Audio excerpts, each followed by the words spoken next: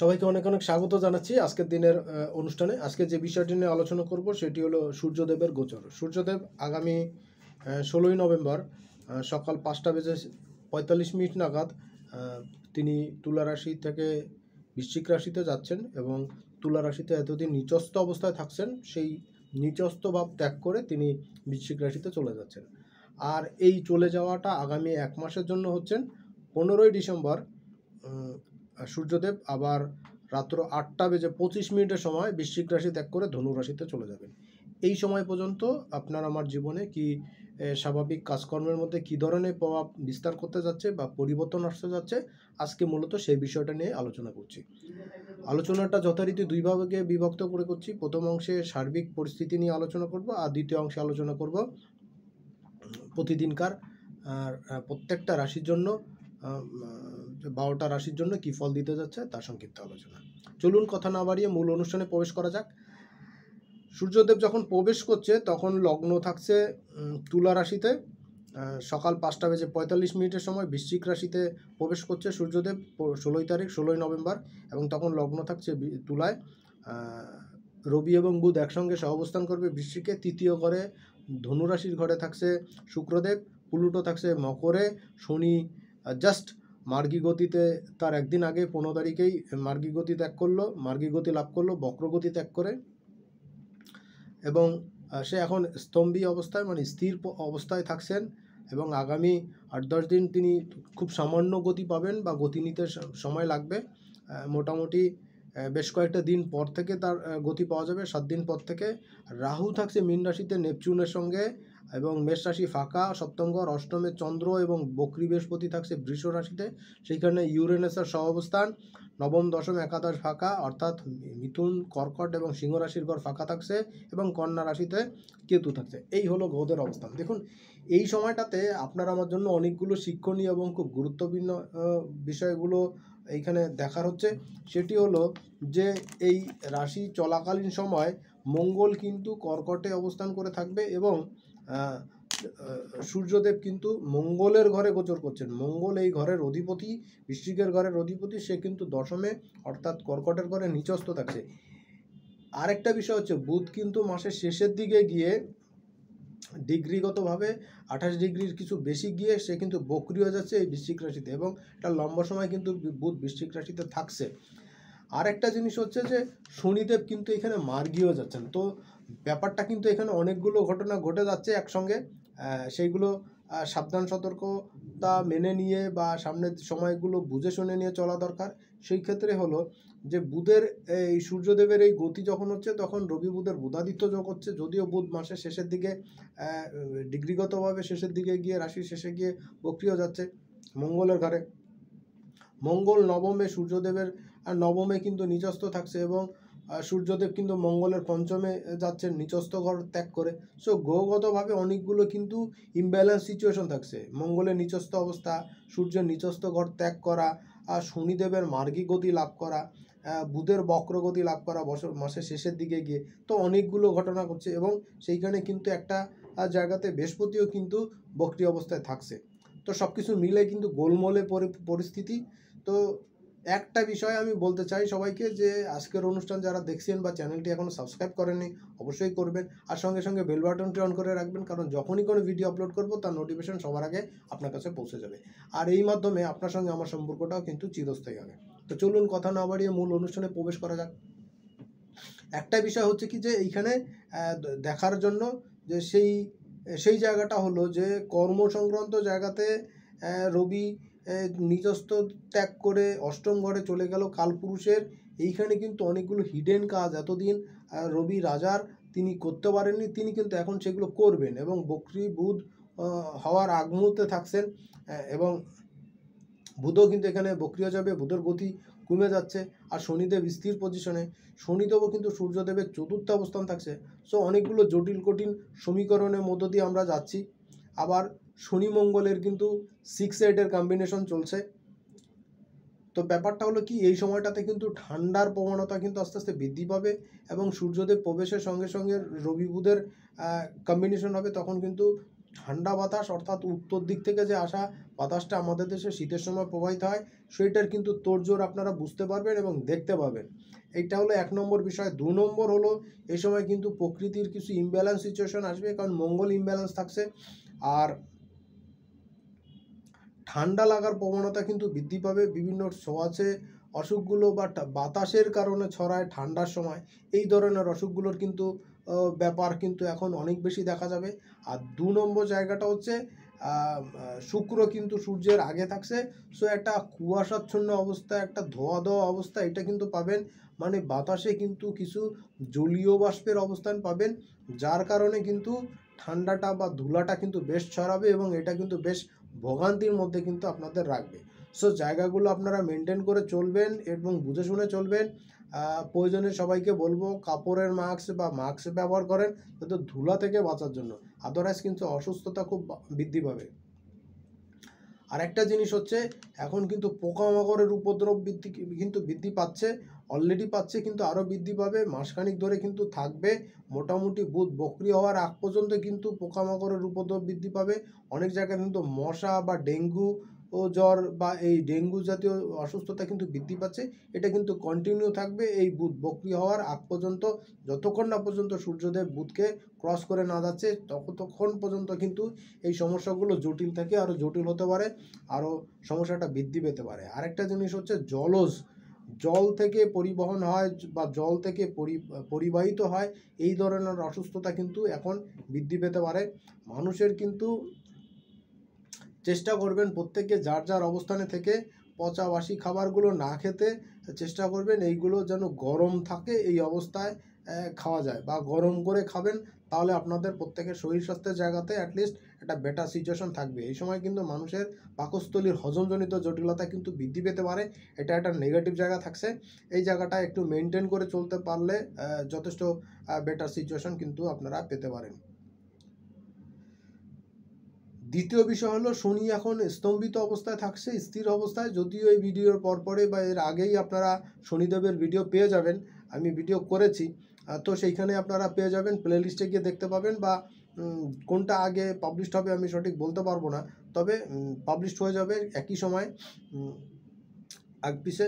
তো আশা করছি সেটা দেখবেন আর প্রচুর শেয়ার করবেন, কারণ শনিদেবের এই বক্রগতি ত্যাগ করার ভিডিওটা খুব গুরুত্বপূর্ণ। অনুষ্ঠানটা মহাজাগতিক ব্যাপার, মানবের জন্য, মানুষের জন্য খুব গুরুত্বপূর্ণ হবে।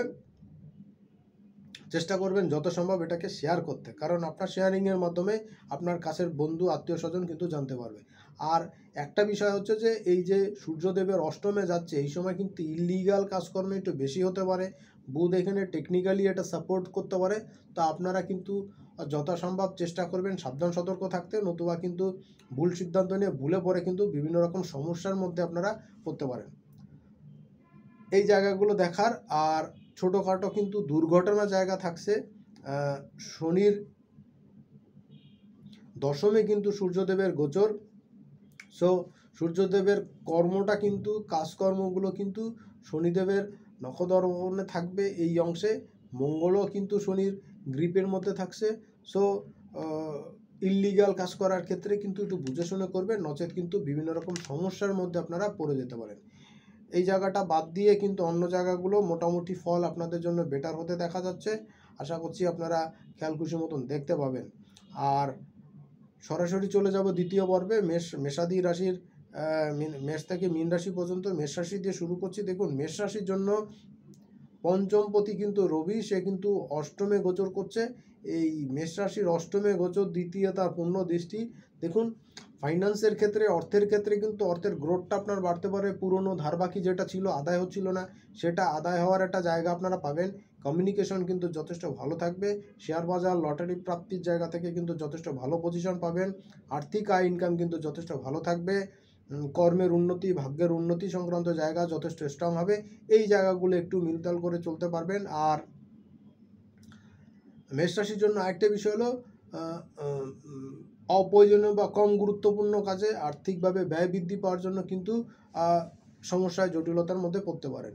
আর খাওয়া দাওয়ার ক্ষেত্রে একটু বুঝে শুনে খাওয়ার চেষ্টা করবেন, চলার চেষ্টা করবেন, তাহলে কিন্তু ভালো থাকবেন, নতুবা পেটের হজমজনিত জটিলতায় কিন্তু কষ্ট হতেও পারে। আর ঠান্ডা লাগাবেন না। দেখুন ঠান্ডা লাগার একটা টেন্ডেন্সি কিন্তু আপনার মধ্যে দেখা দিচ্ছে। জ্বর ঠান্ডা লাগার টেন্ডেন্সি, দেরি না করে ডক্টরের পরামর্শ নেবেন এবং সেই অনুসারে চিকিৎসা গ্রহণ করবেন। দ্বিতীয় হলো বৃষ রাশি। বৃষ রাশির জন্য কিন্তু সূর্যদেবের গোচর সপ্তমে হচ্ছে, চতুর্থপতি সপ্তমে গোচর। দেখুন আপনার কিন্তু ইমেজ বৃদ্ধি পাবে, এই সময় লাইমলাইটে আসার সম্ভাবনাটা বৃদ্ধি হচ্ছে। জীবনে প্রতিষ্ঠা, খ্যাতি, এই জায়গাগুলো যথেষ্ট স্ট্রং হবে এই সময়টাতে। কর্মের উন্নতি, প্রচারণা পাবেন, আর্থিক ডেভেলপমেন্ট পাবেন। যারা স্বপেশায় আছেন, বিজনেসের সঙ্গে যুক্ত আছেন, তাদের জন্য পেশাগত ক্ষেত্রে সাকসেস পাওয়া, বিজনেসের ক্ষেত্রে উন্নতির জায়গা, এটা কিন্তু যথেষ্ট ভালো থাকবে। আর গৃহবাড়িতে কিন্তু সুখ শান্তির জায়গাতে কিছু ইমব্যালেন্স সিচুয়েশন হতে পারে, জায়গাটা একটু বুঝে শোনা চলার চেষ্টা করবেন। মায়ের শরীর স্বাস্থ্য কিন্তু এখন বেটার দিকে যাবে। মিথুন রাশি লগ্নের জন্য দেখব, মিথুন রাশির জন্য কিন্তু ষষ্ঠে গোচর হচ্ছে। আপনার শত্রুতার জায়গা কিন্তু দমন হবে, শত্রুতার একটা ভাব থাকবে, শত্রুতা দমন হবে, আর্থিক সমৃদ্ধি আসবে। তবে একটা জিনিস হচ্ছে, এই সময় অনাকাঙ্ক্ষিত কিন্তু কিছু ব্যয় বৃদ্ধি পেতে পারে, তুলনামূলক অপ্রয়োজনীয় বা কম গুরুত্বপূর্ণ কাজে বৃদ্ধি হওয়ার জন্য, ব্যয় বৃদ্ধি পাওয়ার জন্য কিন্তু আর্থিকভাবে চাপে পড়তে হতে পারে। এই জায়গাটা একটু ডিস্টার্বের জায়গা আপনাদের জন্য থাকছে। কর্মের উন্নতি, কর্মের প্রসার, এটাও কিন্তু যথেষ্ট ভালো থাকবে, এই সময়টা কিন্তু পাওয়া যাচ্ছে। আর আর্থিক বিষয়টাও যথেষ্ট স্ট্রং থাকছে, আর সময়টা কাজে লাগানো আপনাদের জন্য খুব গুরুত্বপূর্ণ হবে। আয় ইনকাম ভালো থাকবে মিথুন রাশির জন্য। যারা ঘুরে ঘুরে কাজ করেন, সেলস মার্কেটিংয়ের কাজ করেন, তাদের জন্য বেটার থাকছে। প্রতিযোগিতামূলক কাজের সঙ্গে যারা যুক্ত, তাদের জন্য কিন্তু খুব ভালো একটা সময় কাটাতে পারবেন। যদিও আপনার রাশিতেই রাশির দ্বিতীয় মঙ্গলের গোচর হচ্ছে নিচস্থ অবস্থা, এটা আপনাদের জন্য তত সুবিধার নয়, তারপরেও কিন্তু মিথুনের জন্য আর্থিক প্রবাহ এবং কথার মূল্য কিন্তু বৃদ্ধি পাওয়ার জায়গা এই সময় দেখা যাচ্ছে। পরবর্তী রাশি হলো কর্কট রাশি। দেখুন কর্কট রাশির জন্য কিন্তু এই গোচর পঞ্চমে হচ্ছে, দ্বিতীয় পতির গোচর পঞ্চমে। সো সন্তানের কোনো সাকসেস, সন্তান রিলেটেড কোনো সুখবর পেতে পারেন, সন্তানের একাডেমিক ব্যাকগ্রাউন্ডের ক্ষেত্রে কোনো পজিটিভ নিউজ পেতে পারেন। আর্থিক উন্নতি, আর্থিক সমৃদ্ধি কিন্তু এই সময়টা বৃদ্ধি পাবে। কর্মের উন্নতির জায়গাটা কিন্তু যথেষ্ট ভালো থাকবে। আর সবচেয়ে বড় জিনিস হচ্ছে, এই সময় অর্থ সংক্রান্ত জায়গাতে, কর্ম সংক্রান্ত জায়গাতে একটা বেটার সিচুয়েশন আপনারা পাবেন, আর্থিক শ্রীবৃদ্ধি পাবে। আর পড়াশোনা, এডুকেশনের সঙ্গে যারা যুক্ত, শিক্ষা সংক্রান্ত ব্যবসার সঙ্গে যারা যুক্ত, তাদের জন্য কিন্তু একটা ভালো সময় থাকছে। সময়টা কাজে লাগাতে পারলে আপনাদের জন্য কিন্তু সব দিক থেকে বেটার আসবে। কন্যা রাশি। দেখুন কন্যা রাশির জন্য সিংহ রাশি। সিংহ রাশির জন্য রাশির অধিপতি কিন্তু রবি, সে কিন্তু চতুর্থে গোচর করছে। গৃহ সুখ শান্তির ক্ষেত্রে কিন্তু একটু ডিস্টার্বিং পজিশন থাকবে এবং ইমব্যালেন্স সিচুয়েশন থাকবে। মায়ের শরীর স্বাস্থ্য কিন্তু একটু টেনশনের জায়গা থাকবে। মায়ের চিকিৎসার জন্য কিন্তু অর্থ ব্যয়টা বৃদ্ধি পেতে পারে, এটা একটা নেগেটিভ জায়গা থাকছে। আর কর্ম সংক্রান্ত জায়গাতে কাজের চাপ থাকবে, কাজের লোড থাকবে, কাজের ব্যস্ততা থাকবে, সব কিছু মিলে সময়টা উপভোগ্য হবে। কিন্তু কাজের লোডের জন্য কিন্তু পরিবারের প্রতি খোঁজখবর নিতে না পারলে, কিন্তু রেসপন্সিবিলিটি ঠিকমতন মেনটেন করতে না পারলে কিন্তু আপনি চাপের মধ্যে পড়বেন এবং গৃহ সুখ শান্তি কিন্তু নষ্ট হবে। কন্যা রাশির জন্য বলবো, কন্যা রাশির তৃতীয় সূর্যের গোচর, দ্বাদশপতির গোচর হচ্ছে তৃতীয়।